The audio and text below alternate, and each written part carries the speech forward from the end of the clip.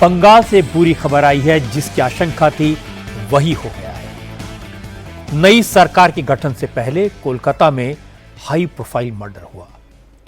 शुभेंदु अधिकारी के पीए चंद्रनाथ रथ को गोलियों से भून दिया गया।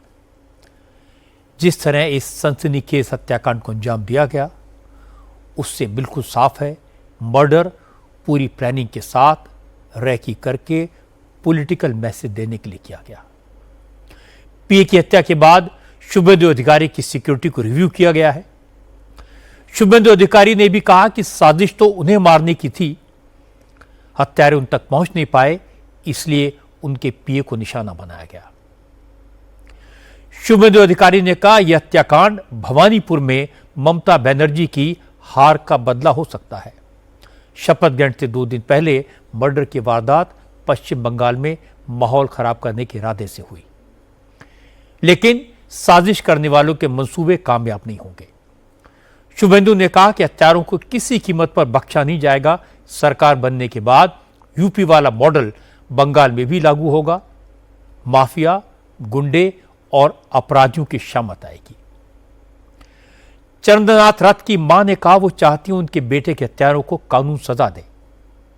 वो खुद मां है, इसलिए हत्यारों के लिए फांसी की मांग तो नहीं करेंगी, लेकिन उनकी गोद उजाड़ने वालों को जिंदगी भर जेल में रखा जाना चाहिए। चंद्रनाथ की मां हासी रानी ने अपने बेटे के कत्ल के लिए सीधे सीधे तृणमूल कांग्रेस को जिम्मेदार ठहराया।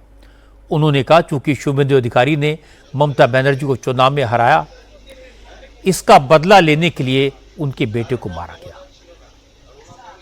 শুভেন্দু বাবু মমতাকে হারিয়েছে, যার জন্য আমার মনে হয় এই প্রতিশোধ। আমি একজন মা, আমি চাইবো না তাদের ফাঁসি হোক, কিন্তু যাবজ্জীবন কারাদণ্ড চাইছি। শাসক দলের যারা গরম গরম বক্তব্য দিয়েছিল যে 4 তারিখের পরে দিল্লির কোনো ভাব রক্ষা করতে পারবে না। 41 साल के चंद्रनाथ रथ मूल रूप से पूर्व मेदिनीपुर जिले में चांदीपुर के रहने वाले थे। शुभेंदु अधिकारी के बहुत करीबी थे। भवानीपुर में शुभेंदु का इलेक्शन मैनेजमेंट उन्हीं के हाथ में था, वही संभाल रहे थे। रामकृष्ण मिशन से पढ़ाई पूरी करने के बाद चंद्रनाथ रथ करीब 20 साल तक एयरफोर्स में रहे। एयरफोर्स से वॉलंटरी रिटायरमेंट लेने के बाद चंद्रनाथ ने कुछ समय कॉरपोरेट सेक्टर में काम किया और इसके बाद वो शुभेंदु अधिकारी के साथ जुड़ गए। हालांकि उनका परिवार पहले तृणमूल कांग्रेस के साथ था, लेकिन जब शुभेंदु अधिकारी ने तृणमूल कांग्रेस छोड़कर बीजेपी ज्वाइन की तो चंद्रनाथ रथ भी बीजेपी के साथ जुड़ गए। 2021 में शुभेंदु अधिकारी विधानसभा में विपक्ष के नेता बने तो उन्होंने चंद्रनाथ रथ को अपना पर्सनल असिस्टेंट बनाया। इसीलिए चंद्रनाथ के पास विधानसभा में आने जाने का एंट्री पास भी था। इस बार भवानीपुर के चुनाव में चंद्रनाथ रथ की बड़ी भूमिका थी, इसीलिए यह उम्मीद थी कि सरकार के गठन के बाद शुभेंदु अधिकारी उन्हें एडमिनिस्ट्रेटिव रोल में अपने साथ रखेंगे, लेकिन इससे पहले ही चंद्रनाथ की हत्या कर दी गई। इस दौरान आज अखिलेश यादव भी ममता बनर्जी से मिलने कोलकाता पहुंचे थे। अखिलेश यादव ने भी टीएमसी का समर्थन किया। उन्होंने कहा कि बंगाल में हिंसा के लिए इलेक्शन कमीशन और होम मिनिस्टर अमित शाह जिम्मेदार हैं। इन दोनों ने ही बंगाल में लोकतंत्र को लूटा है। इन दोनों की जवाबदेही तय होनी चाहिए।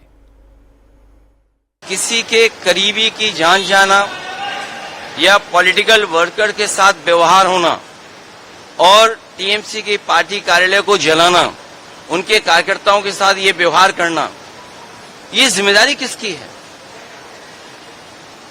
आप ये सिक्योरिटी देने की जिम्मेदारी किसने ली थी? इलेक्शन कमीशन, देश के home minister.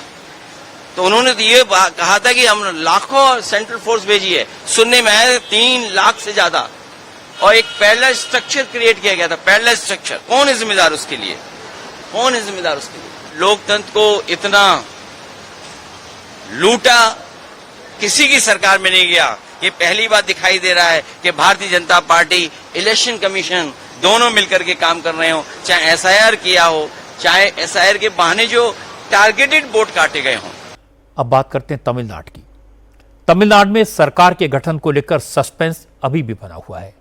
Governor Rajendra Arlekar ने आज कहा चूंकि टीवी के चीफ जोसेफ विजय चंद्रशेखर के पास बहुमत के लिए जरूरी 118 विधायकों का सपोर्ट नहीं है, इसलिए उन्होंने विजय को सरकार बनाने के लिए आमंत्रित नहीं किया। हालांकि विजय ने कल ही राज्यपाल से मिलकर 112 विधायकों के समर्थन की चिट्ठी सौंपी थी, सरकार बनाने का दावा पेश किया था। आज भी उन्होंने राज्यपाल से मुलाकात की, गवर्नर से रिक्वेस्ट की कि वो उन्हें शपथ लेने दें, इसके बाद विधानसभा में वो बहुमत साबित करेंगे। यही परंपरा है और सुप्रीम कोर्ट ने भी कई मामलों में यही फैसला दिया है, लेकिन राज्यपाल ने उनकी बात नहीं मानी। अब विजय सपोर्ट जुटाने की कोशिश में लगे हैं। उन्होंने सीपीएम, सीपीआई और वीसीके को चिट्ठी लिखकर उनका सपोर्ट मांगा है। ये सभी पार्टियां डीएमके के साथ मिलकर चुनाव लड़ी थी, इसलिए अभी किसी ने टीवीके को सपोर्ट करने के मुद्दे पर फाइनल फैसला नहीं लिया है। अब बात केरलम की। केरलम में कांग्रेस की अगुवाई में यूडीएफ की सरकार बनेगी, ये तो निश्चित है, लेकिन मुख्यमंत्री कौन होगा इसका फैसला भी नहीं हुआ है। आज तिरुवनंतपुरम में अजय माकन और मुकुल वासनिक ने कांग्रेस के विधायकों के साथ मीटिंग की। विधायक दल की मीटिंग में एक लाइन का प्रस्ताव पास किया गया, जिसमें विधायक दल के नेता का नाम तय करने का फैसला आला कमान पर छोड़ने की बात कही गई है। अब केरलम के मुख्यमंत्री के नाम का फैसला राहुल गांधी और सोनिया गांधी की सलाह से मल्लिकार्जुन खड़गे करेंगे। पता यह चला कि अजय माकन और मुकुल वासनिक के सामने वीडी सतीशन ने मुख्यमंत्री की कुर्सी पर अपना दावा ठोक दिया। क्योंकि केसी वेणुगोपाल और रमेश चन्नीथला का नाम भी जोर शोर से चल रहा है। अब बिहार की बात कर लेते हैं। बिहार में सम्राट चौधरी के मंत्रिमंडल का आज विस्तार हुआ। प्रधानमंत्री नरेंद्र मोदी, होम मिनिस्टर अमित शाह समेत बीजेपी के तमाम बड़े नेता इस मौके पर मौजूद थे। पूर्व मुख्यमंत्री नीतीश कुमार जब शपथ ग्रहण समारोह में पहुंचे तो प्रधानमंत्री मोदी ने नीतीश का हालचाल पूछा, उन्हें अपने पास बैठाया। आज मंत्रिमंडल विस्तार में कुल 32 मंत्रियों ने शपथ ली है।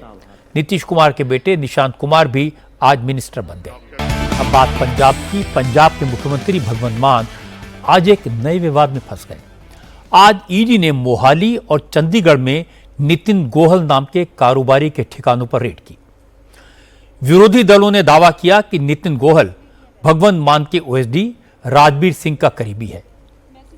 ईडी सनसेट सिटी प्रोजेक्ट से जुड़े रियल एस्टेट घोटाले से जुड़े मामलों की जांच कर रही है। आज की अच्छी खबर आपको बता दूं, जम्मू कश्मीर में माहौल में बदलाव कैसा है ये दिखा देता हूं। श्रीनगर में 37 साल के बाद कश्मीरी पंडितों ने माता ज्येष्ठा देवी के मंदिर में धूमधाम से पूजा अर्चना की। माता ज्येष्ठा देवी का मंदिर श्रीनगर के पास जबरबान पहाड़ियों में है। आज ज्येष्ठा देवी की जयंती है।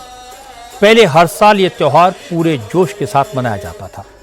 आखिर में एक नजर कल की बड़ी खबरों पर। कल बंगाल में बीजेपी विधायक दल की बैठक होगी। मीटिंग में नए मुख्यमंत्री का नाम तय होगा। कल लेफ्ट पार्टीज और वीसीके तमिलनाडु में विजय की पार्टी टीवीके को समर्थन देने पर फैसला लेगी।